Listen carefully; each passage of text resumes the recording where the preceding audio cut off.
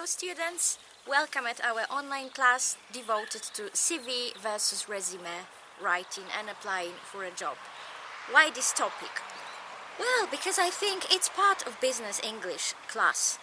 Not only the knowledge of business related vocabulary, not only the knowledge of business related processes, but also the knowledge on how to be and stay active in the job market, especially taking into consideration these difficult times of COVID-19, which will somehow change the job market forever. It can be assumed, which is said of course, that nowadays you will need to take greater effort to get a good job, because many people lost their jobs and there are many candidates in the job market, and of course because many things, many people could be swapped for robots, and this is the case. So what to do, how to get a perfect job, which steps to take to be active in the job market? First of all, of course, you need to know what you are looking for. You need to study some job offers that you think are relevant when it comes to your expectations, but also your skills, your knowledge and your experience. And of course, you need to present yourself. It's not enough nowadays just to have skills, qualifications and experience. You need to somehow pack it nicely in order to, sorry to say it like that, but sell yourself. So how to write a good CV, and what's the difference between CV and resume, if there is any? I will send you materials related to CV and resume writing, but now I would like to discuss the differences. You probably know what CV is. It stands for Curriculum Vitae, so the story of your life. Of course, in this context, it relates to your professional life. So what is a resume? Well, resume is quite similar to CV, but it's usually shorter, more concise. I would say more practical. You can send your CV that is not altered to any places, but your resume should be prepared especially for a given job offer, and this is the difference.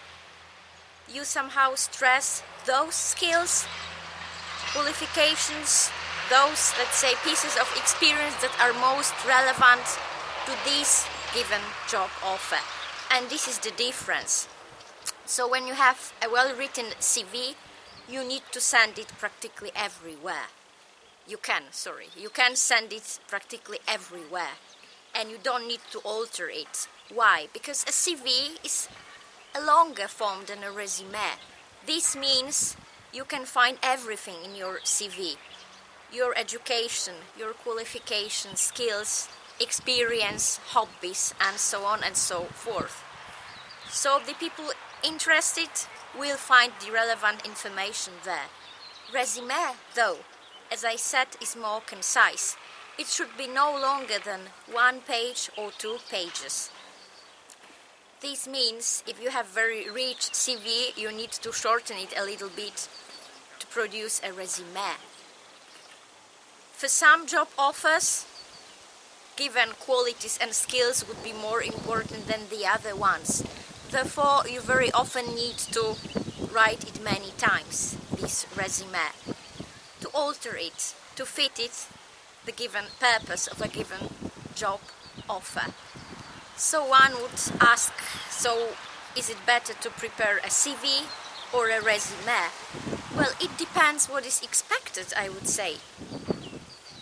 Nowadays, it's quite known, it's a common truth, that people don't have time. People live fast.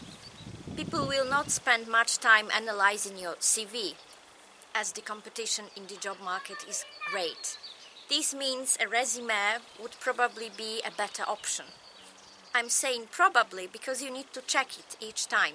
Very often it's specified in the job offer what they expect.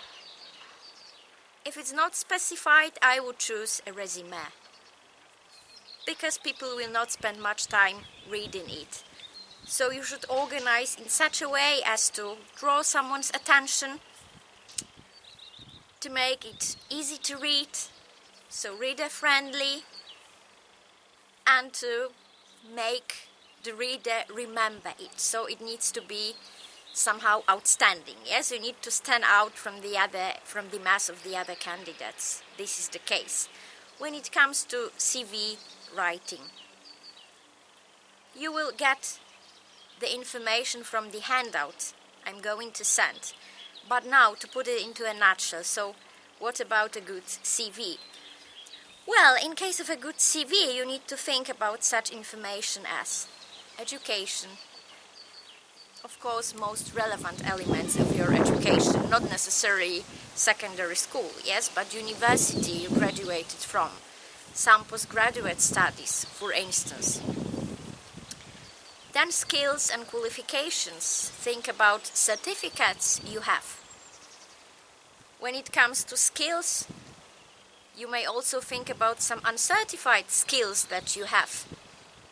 Abilities to work with certain software, for instance. Knowledge of certain tools. Of course, it's up to you how you structure your CV.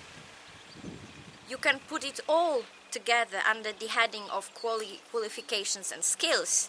Certificates, no certificates, but knowledge of some tools and so on, or you may make it more reader friendly.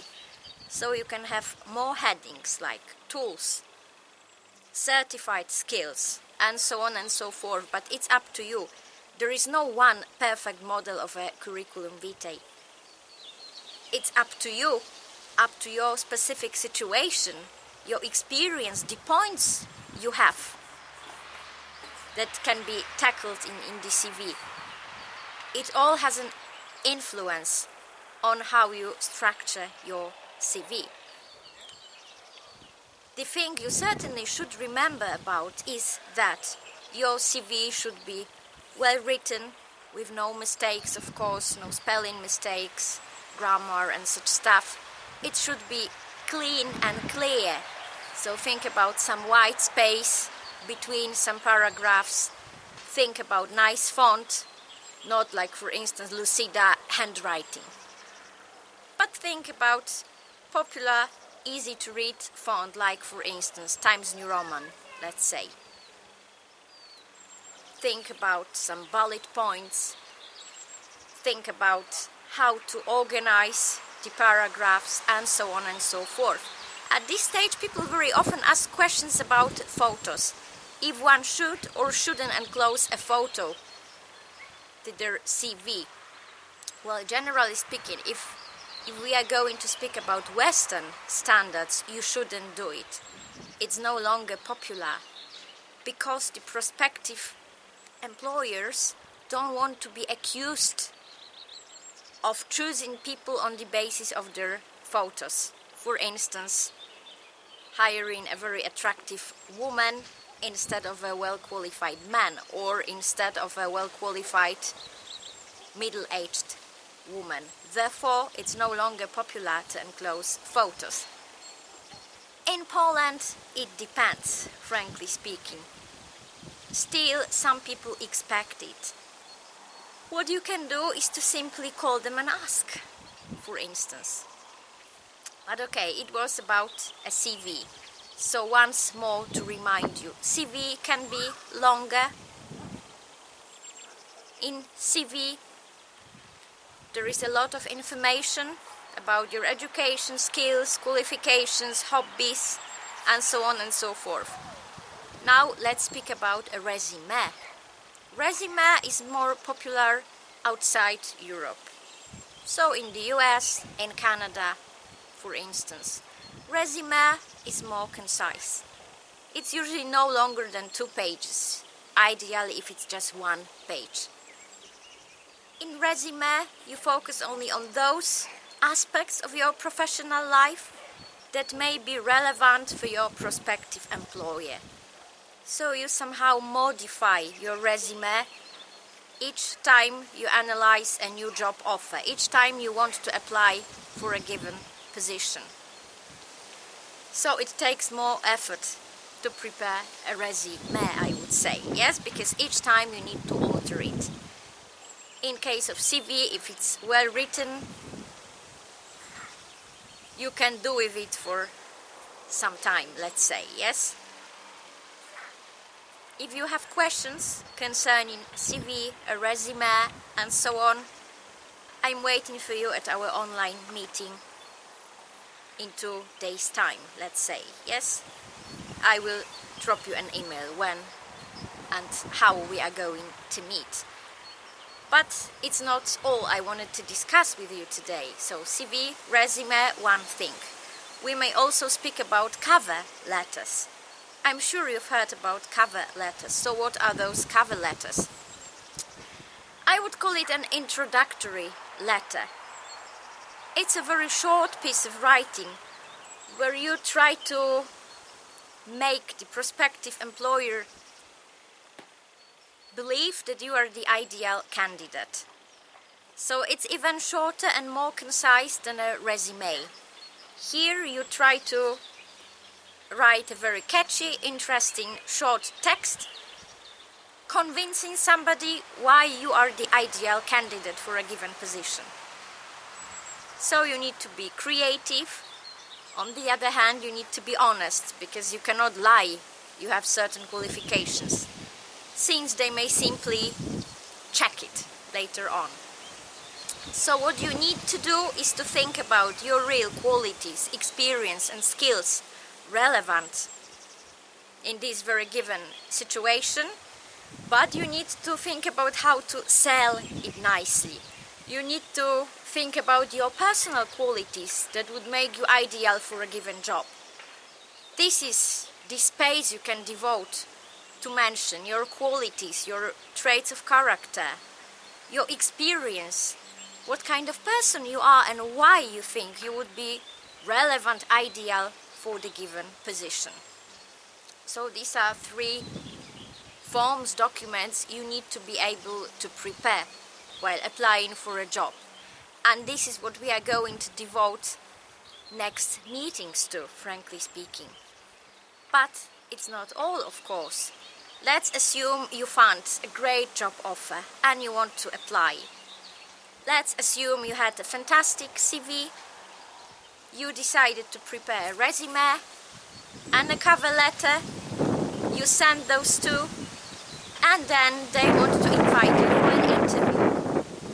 And let's now think about what may happen during the job interview.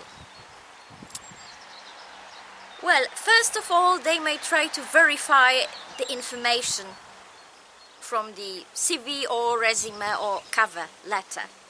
So don't write things that are not true, as I said. It's especially important when it comes to hobby. Some people decide, for instance, while speaking about a CV, yes, they decide to mention some hobbies, but they don't write about their own true hobbies, but about hobbies that are fashionable nowadays, for instance, or hobbies that they know the prospective employer has. I cannot ski, but if I hear, for instance, my future employer loves skiing, I may write that my hobby is skiing. And what if he asks some questions about it and I know nothing, frankly speaking? Or even if he or she doesn't ask those questions, I get the job. Few weeks, months later, we go somewhere for a business trip, let's say, and he wants to go skiing, and I cannot. What about my credibility? What about the trust? So it's not a good situation, yes? Or you mentioned that your hobby is reading. You know this joke probably, and they ask you a question, so tell me about the book you've recently read, and you say nothing. So think about your real hobbies. On the other hand, if you know you have some hobbies that may make your job difficult, because it means you sometimes go away for long trips, or I don't know, you do some dangerous things because of which you may break your arm, let's say, and then not be very productive at work, then don't mention it. We should be honest, but not too honest, let's say. So this is one thing, yes, that during the job interview they may verify if you said or rather wrote the truth or not. Next thing are all those interview questions. You may find, browsing the internet, the typical interview questions and prepare your answers to them. One important thing to remember, though, is that you should learn something. You should do research concerning the company you are applying to. Some people make these mistakes, especially if they send their CVs or resumes to many places. They don't check the information about the company, and then they are invited for a job interview and they are asked some questions referring to the company. So how do you expect working for this company during the specificity of this sector or job, and so on and so forth, and you say nothing. So you need to be prepared while going for a job interview. Find information about the company. Don't say negative things about the company while waiting for your turn. Sometimes among the people waiting for an interview there is a recruitment officer. It's a common practice, so don't do it. You may ask questions, but never criticize the company. And let's now focus on few typical interview questions. One is, how much do you expect to earn? And many people don't know what to say, because they haven't thought about it, and they make a mistake. They give a very low price. Of course, some people would say, well, it may help them to get a good job because they are quite cheap. Well, not necessarily. People who are self-confident, people who know that they have qualities, skills, experience, they will never offer a low price, let's say. They will expect a decent salary, and this is the case.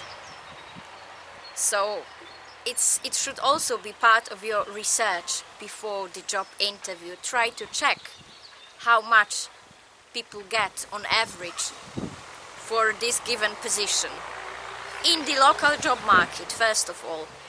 If you have access to such info, also how much more or less people earn in the company you apply to. Propose a little bit higher salary, because they will probably negotiate with you. So this is one thing. Let's now think about typical questions, like, where do you see yourself in 10 years' time? It's a typical interview question. And you should be quite cautious.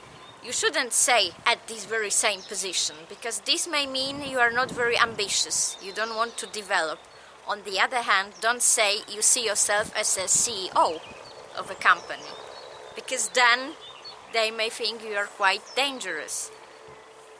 What you should say is, for instance, I see myself in this very company, because I've always dreamt of working here, maybe at higher position that I'm applying for now.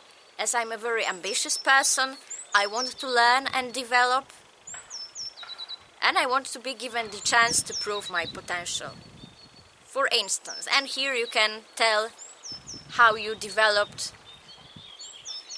last year at your recent position, and so on and so forth. Next question, why our company? Again, go back to your preliminary research. The biggest mistake you've made in professional settings so far? Well, we shouldn't say I don't make mistakes. On the other hand, don't mention issues like frauds, affair with secretary, and so on and so forth. Be wise. think about such an answer. For instance, my biggest mistake is to spend too much time at work. And then I get a little bit frustrated because I'm overworked. This means you can be devoted, yes? Your biggest success at work. Also be wise and mention things that may be relevant in this given situation. There are, of course, many more questions. They can also ask you to briefly introduce yourself. This is connected with the so-called first impression. Remember that people need only few seconds to decide if you are relevant or not. And it's not only important what you say, but your body language, the tone of your voice. So be confident, smile, and know what to say, I would say. And don't say these typical things like, my name is John Smith, I'm 34, I was born in, I live in. They have all these pieces of information. Rather say, my name is John Smith. I think I'm relevant for this position because my personal qualities, which are this and that, would be of enormous benefit for your company, which specifies in blah blah blah, yes, and so on and so forth. It just in a nutshell, of course. What I would like you to do this week, after watching this short recording, is to analyze the handouts I'm sending. It's about 10 pages. There you have it explained. What is a good CV? What's the difference between CV and a resume? How to prepare a CV, a resume and a cover letter. That's all for this week. I would like you just to analyze it. Next week we will focus on CV writing. In 2 weeks' time I will send you few job offers. You will pick one. You will write a resume. Then the next week you will write a cover letter. But this resume and cover letter will be connected with this very given job offer. And then we'll meet again and discuss it. We'll check if you have some questions. And you will be marked. You will send me your CV, resume and cover letter. I will read the cover letters thoroughly and just have a look at your CVs and resumes, just to check if there is a difference in length and structure of your CV and resume, and then to check if your cover letter is catchy. If you have questions, join our online meeting. Thank you very much and see you soon.